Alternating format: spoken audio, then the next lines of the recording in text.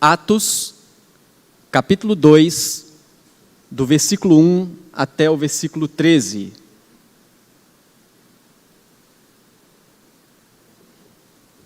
A palavra do Senhor nos diz assim: Ao cumprir-se o dia de Pentecostes, estavam todos reunidos no mesmo lugar. De repente, veio do céu um som, como de um vento impetuoso, e encheu toda a casa onde estavam assentados. E apareceram distribuídas entre eles línguas como de fogo, e pousou uma sobre cada um deles. Todos ficaram cheios do Espírito Santo e passaram a falar em outras línguas, segundo o Espírito lhes concedia que falassem. Ora, estavam habitando em Jerusalém judeus, homens piedosos, vindos de todas as nações debaixo do céu. Quando, pois, se fez ouvir aquela voz, afluiu a multidão, que se possuiu de perplexidade, porquanto cada um os ouvia falar na sua própria língua. Estavam, pois, atônitos, e se admiravam, dizendo: Vede, não são, porventura, galileus, todos esses que aí estão falando? E como os ouvimos falar, cada um em nossa própria língua materna, somos partos, medos, elamitas, e os naturais da Mesopotâmia, Judeia, Capadócia, Ponto e Ásia, da Frígia, da Panfilha, do Egito e das regiões da Líbia, nas imediações de Cirene, e romanos que aqui residem, tanto judeus como prosélitos, cretenses e arábios. Como os ouvimos falar em nossas próprias línguas as grandezas de Deus? Todos atônitos e perplexos interpelavam uns aos outros: que quer dizer isto? Outros, porém, zombando, diziam: estão embriagados. Neste momento, vamos mais uma vez orar ao Senhor. Ó Deus, muito obrigado pela palavra lida. Pedimos que o Senhor, ó Deus, aplique a Tua palavra em nossos corações e nos ensine a Tua vontade. Nós pedimos ao Senhor, em nome de Jesus. Amém. Meus irmãos, nós já estamos há alguns domingos refletindo, expondo o conteúdo deste livro, o livro que é chamado Atos dos Apóstolos. Na exposição passada, que nós refletimos aqui do capítulo 1, do versículo 15 ao versículo 26, nós vimos que os discípulos estavam em Jerusalém e as atividades deles ali em Jerusalém, enquanto eles aguardavam o cumprimento da promessa quanto ao Espírito Santo que Deus havia prometido, que Jesus havia dito, que estando eles em Jerusalém, eles seriam revestidos do poder para serem testemunhas. E enquanto eles estavam em Jerusalém, ali por ordem de Jesus, em obediência ao que Jesus havia lhes ordenado, o texto anterior diz que eles estavam reunidos e eles oravam todos os dias. Então, eles não sabiam o que ia acontecer e quando ia acontecer, mas o coração deles estava em obediência. E o que eles faziam era orar. Enquanto eles estavam ali esperando, ali o grupo de seguidores de Cristo, a igreja composta ali naquele momento, era uma igreja de aproximadamente 120 pessoas, entre homens e mulheres e possivelmente crianças também. Um grupo de 120 pessoas. E nós vimos que o número dos apóstolos estava desfalcado, porque um dos apóstolos, chamado Judas Iscariotes, havia traído Jesus e ele se enforcou, e então ficou aberta uma vaga para se completar o número dos 12 apóstolos. Então, os apóstolos reunidos juntamente com um grupo de irmãos, ali eles oraram e buscaram a direção de Deus, e foi eleito um homem chamado Matias para ocupar aquela função de Judas, não é? No texto dessa exposição, no texto que nós acabamos de ler, nós recebemos a informação de que o evento esperado pelos discípulos de Jesus finalmente aconteceu. Aquilo que eles foram para Jerusalém esperar, por ordem de Jesus. O texto que nós lemos afirma que então aconteceu. Como está em Atos, capítulo 1, versículo 8, quando Jesus garantiu aos seus discípulos que, estando eles em Jerusalém, eles receberiam a capacitação dada pelo Espírito Santo, a fim de avançarem na expansão do reino de Deus como testemunhas de Cristo. E nós estamos vendo que o livro de Atos nos mostra que o evangelho de Cristo, ele estava centralizado em Jerusalém. E o livro de Atos nos mostra que o evangelho se espalhou de Jerusalém para os confins da terra. E aqui os discípulos estavam em Jerusalém aguardando esse momento. E esse momento chegou. E o que nós vemos nesse texto são ações de Deus no Pentecostes que marcam o início e o avanço da igreja no Novo Testamento. Aqui nós vemos que Deus age naquele momento, naquele dia, no dia que aqui é denominado como o dia de Pentecostes. Ali Deus age e marca o início e o avanço do evangelho, o avanço da igreja no Novo Testamento. Por que no Novo Testamento? Porque a igreja já existia no Antigo Testamento. Mas agora, no Novo Testamento, a igreja vai ganhando proporções maiores. No Antigo Testamento, a igreja estava mais voltada ao povo de Israel, especificamente. Agora, no Novo Testamento, a igreja ganha a proporção de alcançar os confins da terra.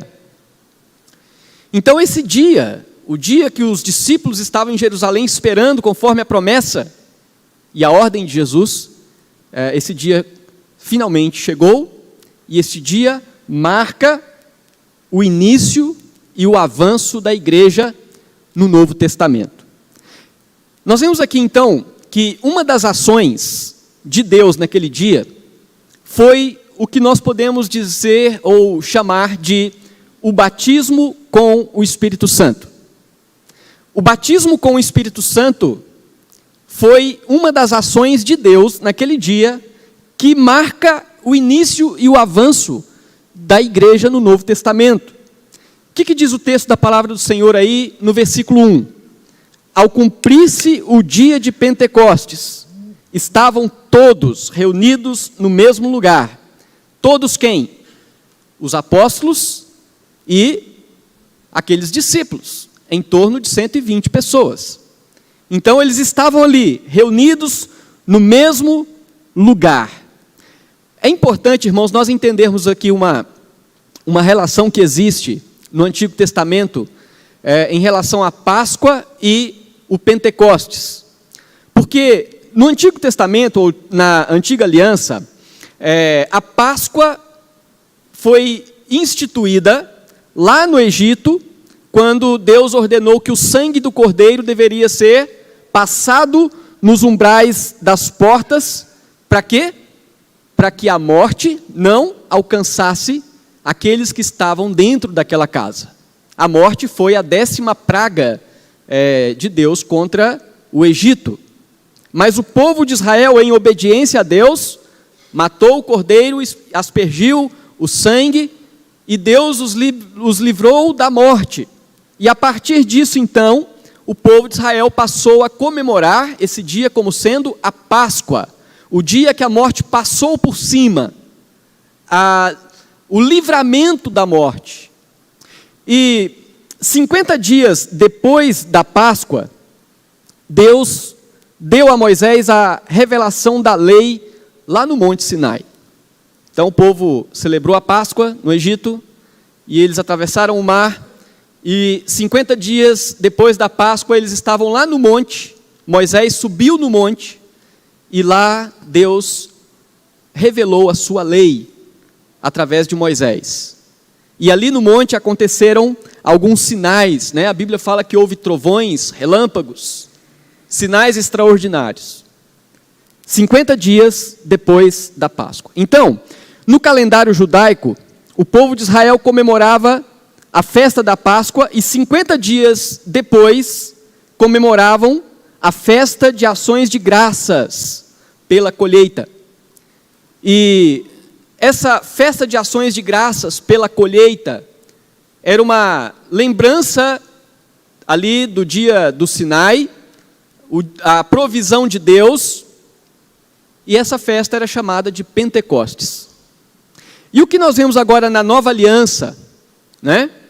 No Novo Testamento, em sua última Páscoa celebrada com seus discípulos, Jesus deixou claro que assim como o sangue do Cordeiro que foi aspergido lá no Egito, o seu sangue, o sangue de Cristo, como Cordeiro perfeito, seria derramado para a remissão dos pecados. Não foi isso que Jesus disse para os seus discípulos enquanto ele celebrou a Páscoa e instituiu a ceia? Ele diz: este é o meu sangue. Ali Jesus estava dizendo que assim como o sangue do Cordeiro lá no Egito foi aspergido sobre os umbrais, e ele representou o livramento da morte, agora também, na celebração da Páscoa, Jesus diz: esse é o meu sangue, o sangue para a remissão de seus pecados, é o sangue para libertá-los da morte espiritual. E é interessante porque a última Páscoa de Jesus, ela foi coroada com a sua ressurreição 3 dias após a sua crucificação, confirmando assim a sua vitória sobre a morte e a vitória de todos que creem no seu nome. Aí nós vemos que 50 dias depois da ressurreição de Cristo, ou seja, 50 dias depois da celebração da Páscoa de Jesus com seus discípulos, o povo estava reunido em Jerusalém para celebrar a festa das colheitas no dia de Pentecostes. Exatamente 50 dias depois da celebração da Páscoa de Jesus com os seus discípulos. A palavra penta, ela reflete ao número 5, né? Por isso Pentecostes. Então, fazendo uma alusão de 50 dias depois. Os discípulos, os apóstolos e uma multidão estavam em Jerusalém celebrando essa festa, 50 dias depois da ressurreição de Cristo. E aí então nós vemos, no versículo 2 desse texto, tendo isso em mente, de repente, veio do céu um som, como de um vento impetuoso, e encheu toda a casa onde estavam assentados. Embora aqui, meus queridos irmãos, os discípulos de Jesus estivessem na expectativa do cumprimento da promessa, esta promessa aconteceu de forma repentina. O texto diz que, de repente, veio do céu como um som, como de um vento. Eles estavam esperando a promessa, mas o cumprimento da promessa ainda os pegou de surpresa. É interessante porque podemos imaginar como será a volta de Cristo. A igreja de Cristo está na expectativa da volta de Cristo.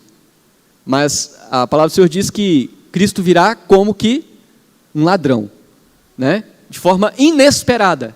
Ainda que estejamos esperando, ainda que estejamos atentos aos sinais da volta de Cristo, certamente a volta de Cristo acontecerá de uma forma repentina.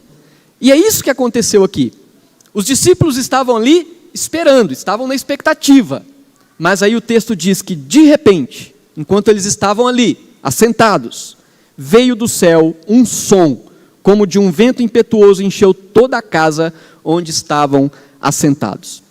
A promessa que os discípulos estavam esperando se cumpriu em meio a um sinal audível. Foi algo que eles ouviram. Uma redundância, ouviram com seus próprios ouvidos.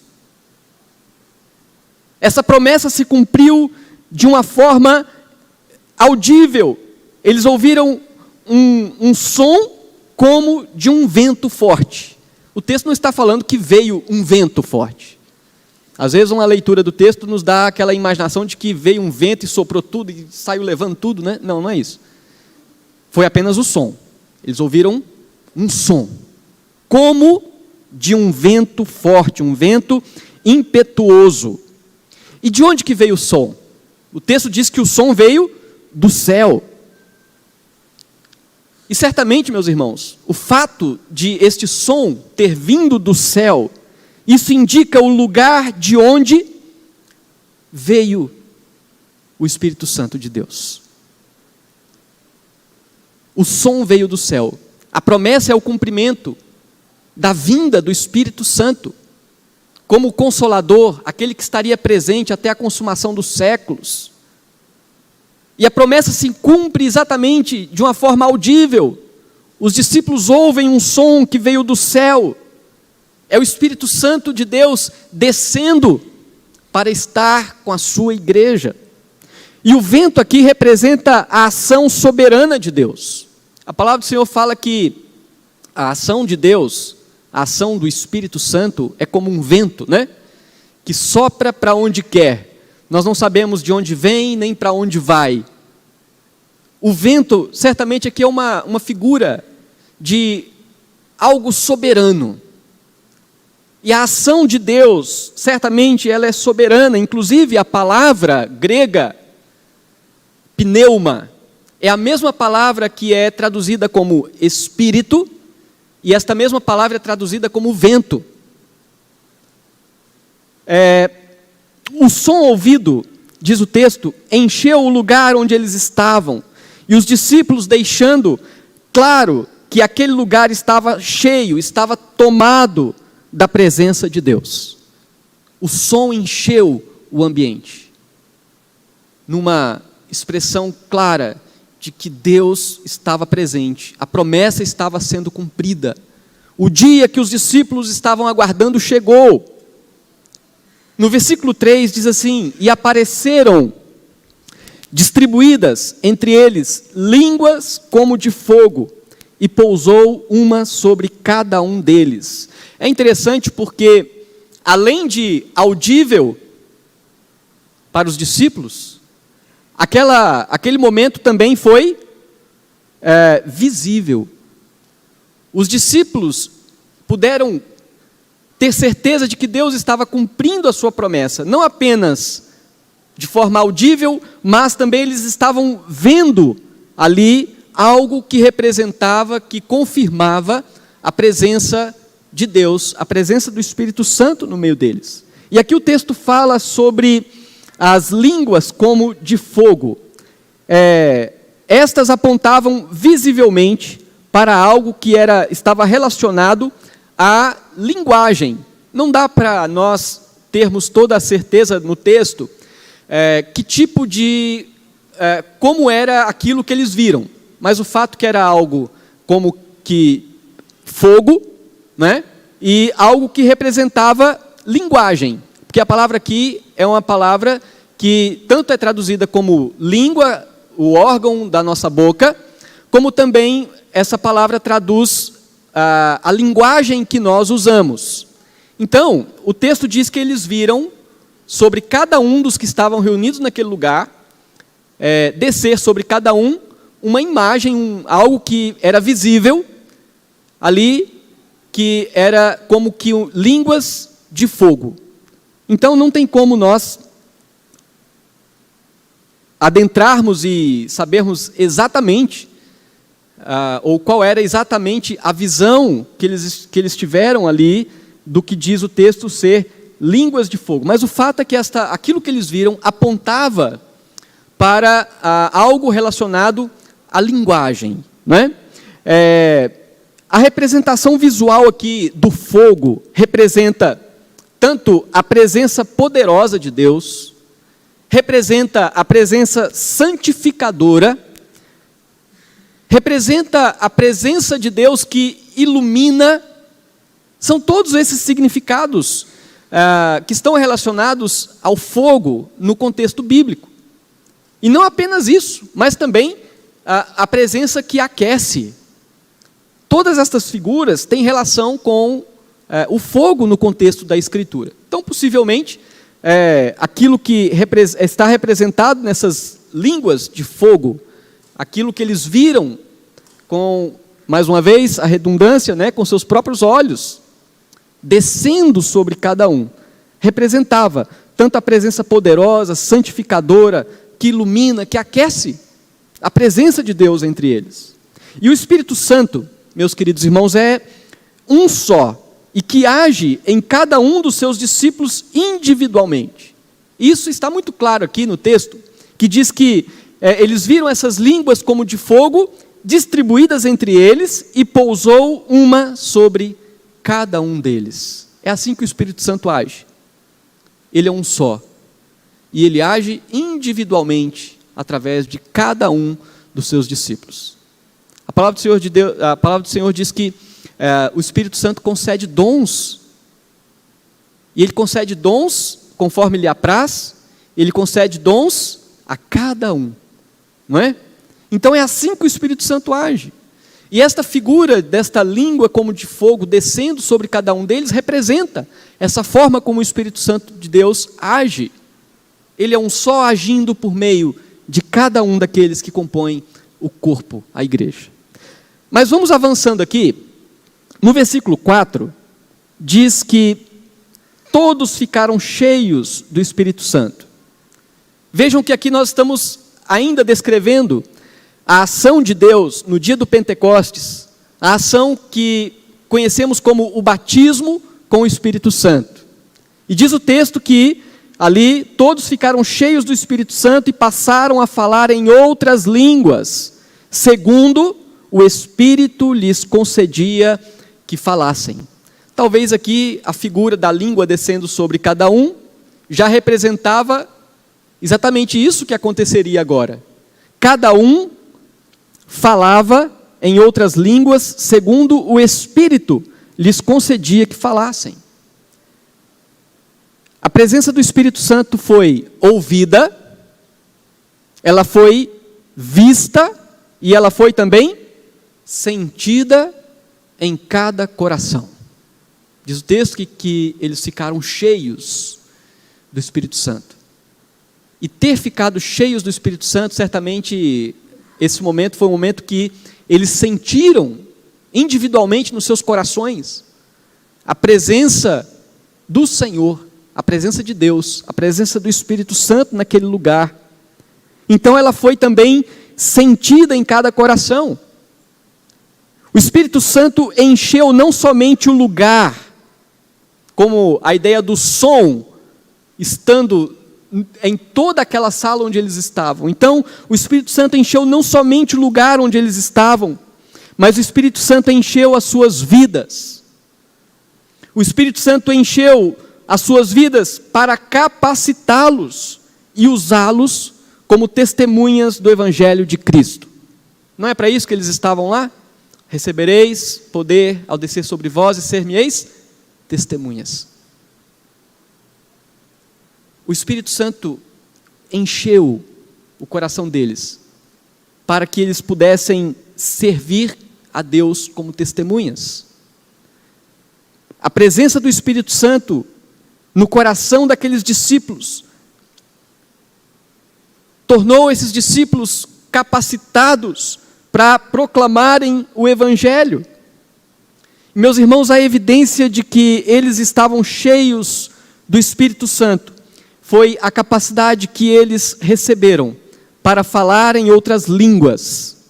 E aqui, quando se fala em outras línguas, é uma referência a outros idiomas. A palavra glossa, a palavra grega glossa, é uma referência a um idioma estrangeiro, um idioma que aqueles discípulos não conheciam, mas que ali naquele momento eles foram capacitados. A presença do Espírito Santo os capacitou a falarem nestas outras línguas. E aqui eu quero pensar em algumas aplicações, antes de nós avançarmos no texto, a respeito desta ação de Deus, ali no dia de Pentecostes, ação esta chamada de batismo com o Espírito Santo. Primeiro, que esse acontecimento foi o cumprimento de uma promessa específica. Nós não devemos esperar que acontecimento como aquele se repita como prova de um avivamento, por exemplo. Nós não podemos nos reunir na casa do Senhor e pedir a Deus que esse evento que aconteceu, como descrito aqui em Atos 2, se repita na nossa igreja para que fique provado que aconteceu um avivamento. Muitas pessoas pensam que isso vai acontecer. Mas este foi um evento específico. Foi o cumprimento de uma promessa. Assim como Jesus nasceu uma só vez como o cumprimento da promessa, esse evento do Pentecostes também foi o cumprimento de uma promessa. E a palavra de Deus não diz que ele vai ficar se repetindo. Outra questão que nós podemos pensar sobre isso é que nós não devemos esperar que o mesmo tipo de manifestação se repita nos nossos cultos como prova de que a igreja está cheia do Espírito Santo. Muitos entendem que a prova de que a igreja está cheia do Espírito Santo é se as pessoas falam em outras línguas e as pessoas sentem o vento soprar, algo extraordinário acontecendo. Nós não devemos, a partir desse texto, esperar que essa manifestação aconteça nos nossos cultos como prova de estarmos cheios do Espírito Santo. Terceiro, esse acontecimento é a base para a doutrina conhecida então como o batismo com o Espírito Santo. O batismo é um rito, de iniciação. Quando se fala em batismo, você fala de algo que foi operado na vida de alguém, para que a partir daquele momento em que ele foi batizado, agora ele foi iniciado em alguma coisa. No cristianismo, o batismo é a iniciação para se tornar parte da igreja. Batismo com água. E o batismo com o Espírito Santo? É a ação de Deus que inicia uma pessoa como parte da igreja invisível. Então, o batismo com o Espírito Santo é uma ação de Deus que insere as pessoas como participantes do corpo de Cristo, a igreja invisível, a congregação dos salvos. O livro de Atos, nesse livro de Atos aqui nós vemos esse batismo, e ele aconteceu de forma extraordinária, porque Deus estava deixando claro que ali estava começando a igreja do Novo Testamento. Aquelas pessoas estavam sendo inseridas nessa igreja por esse batismo, Aconteceu de forma extraordinária, porque aqueles irmãos que ali estavam agora visivelmente sendo inseridos na igreja do Novo Testamento, eles estavam sendo batizados com esse Espírito Santo de Deus. Essa manifestação no livro de Atos aconteceu 3 vezes. Que tipo de manifestação?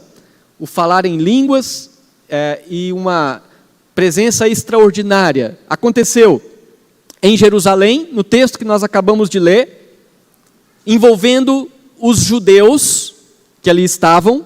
Essa manifestação aconteceu também em Samaria, registrado em Atos 8. Essa manifestação aconteceu quanto aos gentios, com um homem chamado Cornélio, romano, e também com alguns discípulos em Éfeso, registrado em Atos 10 e Atos 19. É interessante porque esse evento aconteceu em 3 circunstâncias: para inserir os judeus no batismo, através do batismo, na igreja do Novo Testamento, para inserir os samaritanos, dizer vocês são parte da igreja, e para inserir os gentios, romanos e aqueles lá de Éfeso. E é interessante porque os discípulos seriam testemunhas, aonde? Em Jerusalém, Judéia, Samaria, confins da terra. Então, este evento marca a entrada dos judeus, dos samaritanos, dos gentios, na igreja do Novo Testamento. O batismo com o Espírito Santo é a comprovação de que aquelas pessoas fazem parte do corpo de Cristo. Aqui fica evidente o ser testemunhas em Jerusalém, Judéia, Samaria e até os confins da terra. Fora esses, não há outros registros dessa forma do batismo com o Espírito Santo, a qual foi extraordinária para cumprir um propósito específico no início da igreja. Agora, o Espírito Santo deixou de batizar? Não. Por quê? Todos os que creem em Cristo são batizados com o Espírito Santo, pois é o Espírito Santo quem convence o pecador do seu pecado. É o Espírito Santo quem sela e testifica em nosso coração que nós somos filhos de Deus. Então, o batismo com o Espírito Santo aconteceu de uma forma extraordinária ali, para mostrar visivelmente, olha, agora está nascendo a igreja do Novo Testamento. Estes discípulos fazem parte, estão inseridos nesta igreja. Mas no decorrer da história, agora, a conversão, o batismo com o Espírito Santo, é algo que acontece pela renovação, pela redenção. E aquele que creu, agora faz parte da igreja, porque o Espírito Santo o convenceu do seu pecado e selou, como diz lá em Efésios, capítulo 1, em quem também vós, depois de que ouvistes a palavra da verdade, o evangelho da vossa salvação, tendo nele também crido. Qual que é o processo para fazer parte do corpo de Cristo, da igreja, da reunião dos salvos? Primeiro, ouvir a palavra, crer em Cristo, e aí então diz o texto, fostes selados com o Espírito da promessa. Em outras palavras, Paulo está dizendo, depois que você creu no Evangelho da salvação, você foi batizado com o Espírito Santo da promessa. É uma coisa conectada com a outra. E aí diz assim, o qual, o Espírito Santo, é o penhor da nossa herança, até o resgate da sua propriedade em louvor da sua glória. Algumas pessoas entendem que, à luz de Atos 2, que o cristão primeiro se converte a Cristo, e aí, tempos depois, ele tem a experiência do batismo com o Espírito Santo, como sendo duas coisas separadas uma da outra. Mas o fato é que uma coisa está intimamente relacionada com a outra. E a transformação que Deus realiza no coração daquele que creu no Evangelho e foi batizado com o Espírito Santo, que é o selo, que agora é a garantia da salvação daquele que foi salvo em Cristo, isso acontece de uma forma poderosa ainda hoje. Talvez não com os mesmos sinais, mas o maior sinal do poder de Deus no batismo do Espírito Santo na vida de um pecador que se arrependeu é a transformação da sua vida. É o seu coração de pedra sendo transformado em um coração de carne. São os seus objetivos de vida distantes de Deus sendo inclinados para um objetivo de vida em direção à vontade de Deus. Portanto, a ação de Deus continua sendo poderosa. O batismo com o Espírito Santo continua sendo a manifestação do poder de Deus na transformação do homem miserável, pecador, morto nos seus delitos e pecados. Então, nesse texto nós temos aqui, irmãos, que no dia do Pentecostes, Deus agiu. E a ação de Deus é vista neste batismo com o Espírito Santo, naquele primeiro momento de uma forma extraordinária. Contudo, no decorrer da história da igreja, não mais acompanhando os mesmos sinais. Mas estes sinais que aconteceram, certamente, têm uma razão, aqui em Atos 2, que é onde nós vamos ver a segunda ação que aconteceu, a segunda ação de Deus acontecendo ali no dia de Pentecostes. E a segunda ação foi a capacitação do Espírito Santo. O Espírito Santo veio, incluindo este povo na igreja do Novo Testamento, mas também o Espírito Santo, estando sobre eles, veio para capacitá-los para serem testemunhas. Vejam aí no versículo 5,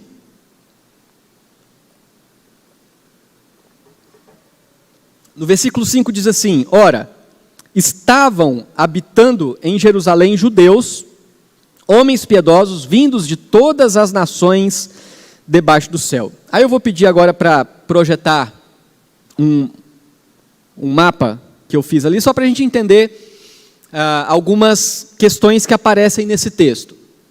O visual nos ajuda a compreender melhor. É bom nós sabermos que, na época que o povo de Israel foi levado cativo para a Babilônia, né? Lá na época, em 586 a.C., então o povo saiu de Jerusalém e foi levado cativo para a Babilônia.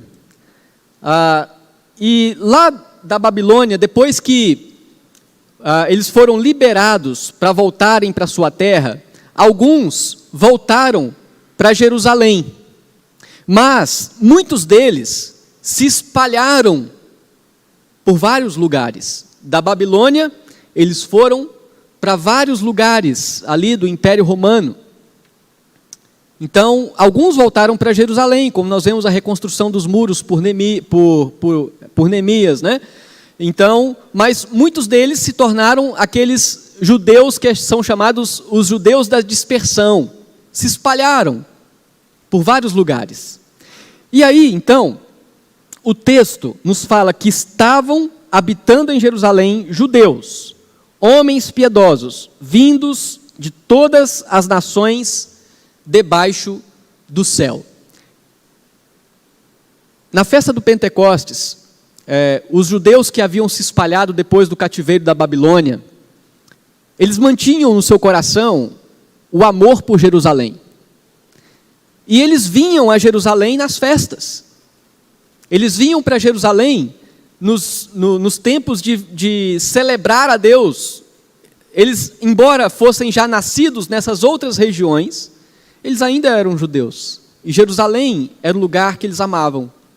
E aqui o texto diz que, no versículo 6, quando se fez ouvir aquela voz, afluiu a multidão que se possuiu de perplexidade, porquanto cada um os ouvia falar na sua própria língua. Estavam, pois, atônitos e se admiravam, dizendo: vede, não são porventura galileus todos esses que aí estão falando? E como os ouvimos falar cada um em nossa própria língua materna? Veja que os discípulos de Jesus, os 120, estavam reunidos no local onde aconteceu ali a presença do Espírito Santo através dos eventos audíveis, visíveis e aquilo que eles sentiram. Quando os judeus estrangeiros, que, como diz o texto aí, quando a multidão ouviu aquele som, o som como de um vento, o que aquela multidão que estava ali aos redores de onde os discípulos estavam reunidos fizeram? O que a multidão fez? Eles se dirigiram até o local onde estavam os discípulos. E chegando no local, e aqui essa multidão que foi até o local, é a multidão composta por pessoas de várias nações. Judeus de várias nações, e nós vamos ver aqui. E quando eles chegaram lá, eles, então, vendo aqueles discípulos que eram galileus, e eles falavam na língua materna deles, o texto diz que eles ficaram perplexos, ficaram confusos, não entenderam nada. Como que esses galileus falam na minha língua materna, sendo que eles são galileus? E diz aqui que eles ficaram atônitos, eles ficaram espantados, e eles ficaram admirados. Os galileus eram considerados pessoas de cultura simples, de cultura atrasada, e causava espanto que essas pessoas simples estivessem falando em outros idiomas. Lucas relaciona aqui no texto 15 nações representadas em Jerusalém pelos judeus estrangeiros, que estavam visitando ou residindo em Jerusalém. Eles estavam ali reunidos para a festa do Pentecostes. E aqui então, no nosso mapa lá, vemos que Lucas cita essas nações em grupos, de acordo com as suas localizações. E nós vemos que o fato daquela multidão chegando no lugar onde o Espírito Santo de Deus havia manifestado o seu poder, e ali eles ouvem os discípulos de Jesus falarem na sua própria língua. Lucas está mostrando que a barreira das diferentes línguas não seria empecilho para o avanço do Evangelho. Então vejamos lá que, primeiro, Lucas, o escritor deste livro, faz referência a países do Oriente. Então, ali onde está marcado, aquela parte que está marcada ali, é a parte que faz referência ao que está escrito no versículo 9, quando aquelas pessoas dentre a multidão, ouvindo os discípulos de Jesus falarem e eles entendendo, diz aqui: somos partos, medos, elamitas e os naturais da Mesopotâmia. Então, eram pessoas daquela região, os partos, medos, elamitas e Mesopotâmia, que vieram para Jerusalém. E o texto aponta aqui pessoas judeus, estrangeiros, habitantes da Ásia Menor, passando pela Judéia. Diz o texto aí, na continuação do versículo 9, ou da Judéia, Capadócia, Ponto e Ásia, da Frígia e da Panfilha, aquela região ali. Então, os judeus naturais daquela região, agora estão em Jerusalém. O texto mostra outra parte, né? Na continuação do versículo 10, agora falando dos países da África, ali dizendo do Egito, das regiões da Líbia, das imediações de Cirene. Pessoas daquela região ali abaixo, judeus que haviam se espalhado lá, depois do cativeiro da Babilônia, agora estavam em Jerusalém, quando ouviram os discípulos falando nas suas próprias línguas. Mas o texto fala que lá haviam também pessoas de Roma, diz aí, final do versículo 10, e romanos que aqui residem. Versículo 11, tanto judeus como prosélitos. Então, existiam judeus que moravam em Roma e vieram para Jerusalém, e romanos, de fato, prosélitos, né, que se converteram ao judaísmo e estavam também lá em Roma. Aqui o texto fala que existiam pessoas ali de Creta, ali no final do versículo 11, né, fala dos cretenses, e também aqueles, no final do versículo 11, os arábios, pessoas que habitavam ali ao sul de Jerusalém. Então vejam aí, irmãos, que esse mapa nos mostra que no cativeiro da Babilônia, eles se espalharam. Agora, no evento do Pentecostes, essas pessoas que haviam se espalhado, elas estão em Jerusalém, são judeus que nasceram nessas regiões aí, eles não eram judeus de berço, eles eram já nascidos, então eles se espantam, dizendo, como que eles, os galileus, falam nas línguas, na nossa língua materna e nós entendemos. Os idiomas falados desses países eram, por exemplo, a língua que hoje é o iraniano, o aramaico, o hebraico, o grego, o latim, o egípcio, além de línguas mais regionais que cada um desses países possuíam. Aqueles judeus estrangeiros ficaram espantados e maravilhados com o milagre que estava acontecendo. Certamente seus corações foram tomados do temor de Deus. As grandezas de Deus estavam sendo anunciadas em outros idiomas por pessoas que não tinham essa capacidade natural. Esse aqui é o dom de línguas. O Espírito Santo capacitou aqueles galileus humildes a falarem numa língua que eles não conheciam, mas que foi instrumento de Deus para que as grandezas de Deus fossem ouvidas por aquelas pessoas de outras nações. Como diz o texto aí no final do versículo 11, como os ouvimos falar em nossas próprias línguas as grandezas de Deus? Os discípulos de Jesus, ali capacitados pelo Espírito Santo para falar naquelas línguas, eles estavam testemunhando do poder de Deus, das grandezas de Deus, e é isso que levou aquelas pessoas a ficarem perplexas, assustadas, maravilhadas com o que estava acontecendo. Então no versículo 12 diz, todos atônitos e perplexos, interpelavam uns aos outros, que quer isto dizer? E por outro lado, e como sempre acontece em relação às maravilhas de Deus, muitos zombaram da ação de Deus. Versículo 13, outros porém zombando diziam, estão embriagados. Sobre isso, Pedro faz um discurso que vai ser visto aqui na próxima exposição, a fim de explicar o que estava acontecendo e mostrar que os acontecimentos eram obra de Deus e não fruto da embriaguez. E é interessante que no mapa, agora, diante da ação do Espírito Santo, o que acontece? Aquelas pessoas que estavam em Jerusalém, daquelas outras nações, que estavam ali para a festa, ouviram das grandezas de Deus. E agora, o que acontece quando eles voltam para suas casas? O Evangelho se espalha de Jerusalém até os confins da terra. Mas isso é só o começo.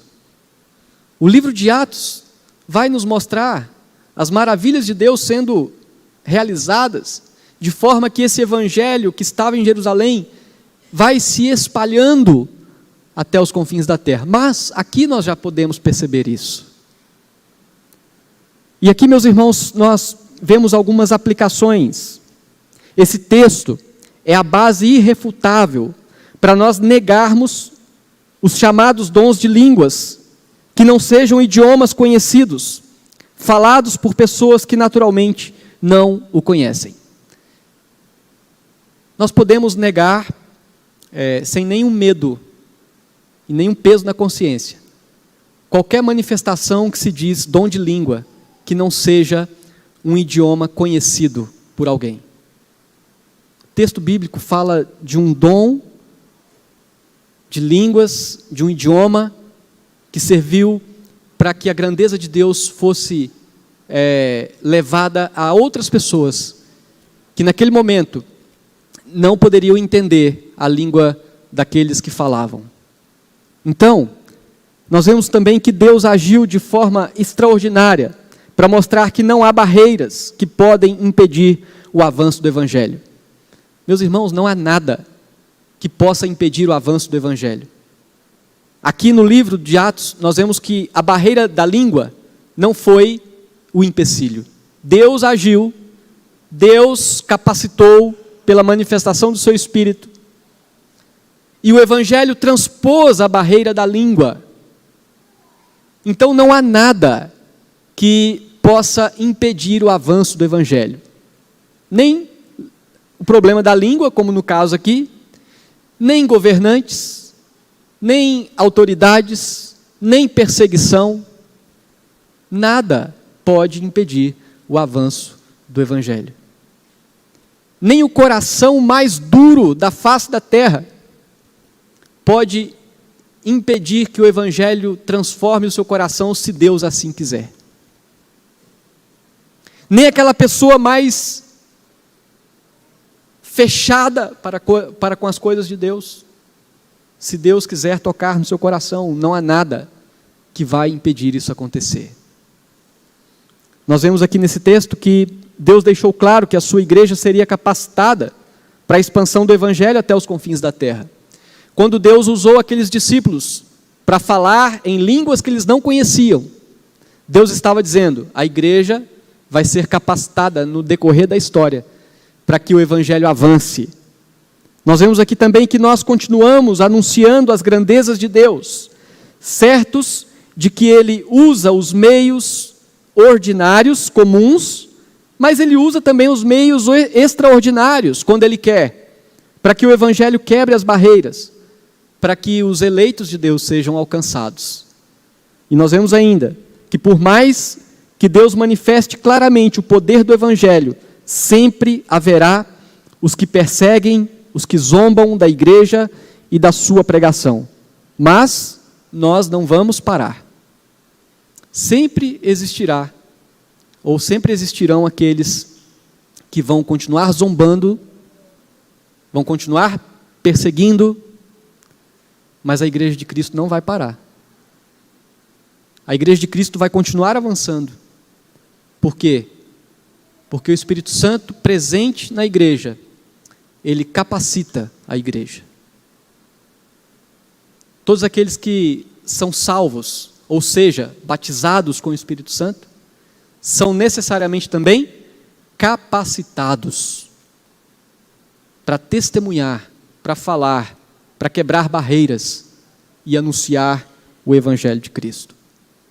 Aqui, meus queridos irmãos, nesse texto, nós podemos ver duas ações de Deus no Pentecostes que marcam tanto o início quanto o avanço da igreja do Novo Testamento. A partir dali, nós vemos que o Espírito Santo, ele insere o seu povo no corpo de Cristo, com a doutrina que nós conhecemos, batismo com o Espírito Santo. E nós vimos que esse batismo com o Espírito Santo é marcado pela transformação que Deus realiza no coração do pecador e o insere na igreja. Nós vimos a outra ação de Deus no Pentecostes, foi a capacitação dada pelo Espírito Santo para a sua igreja avançar.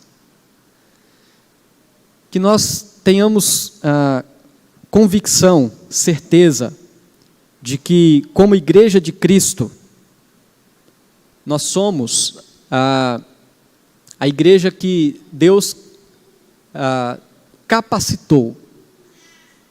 Aqueles que creram em Cristo foram transformados e foram capacitados para serem testemunhas do Evangelho, anunciando assim o Evangelho, de maneira que os eleitos de Deus sejam alcançados para a glória de Deus. A igreja não é poderosa porque ela é boa. A igreja não é poderosa porque ela tem pessoas perfeitas. A igreja não é poderosa porque ela tem pessoas extremamente inteligentes. Pode até ser que na igreja tenha pessoas com todas essas qualidades. Mas a igreja é poderosa porque o Espírito Santo de Deus habita naqueles que são salvos. E é o Espírito Santo de Deus que capacita o seu povo a ser testemunha. Então, meus irmãos, que Deus nos abençoe e que sejamos atentos ao que Deus tem para fazer através de nós.